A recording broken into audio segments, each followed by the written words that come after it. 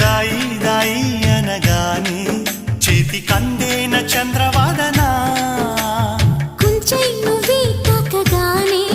పంచ ప్రాణాలు పొందినానా బొమ్మ దుమ్మ తేలక మారిపోయా నేనే బొమ్మగా ఏదో చిత్రం చేయగా చేరువయ్యా నేనే చిలిగా రెప్ప మూసిన తప్పుకోనని కంటి పాప ఇంటిలోన ఏరి కోరి చేరుకున్నది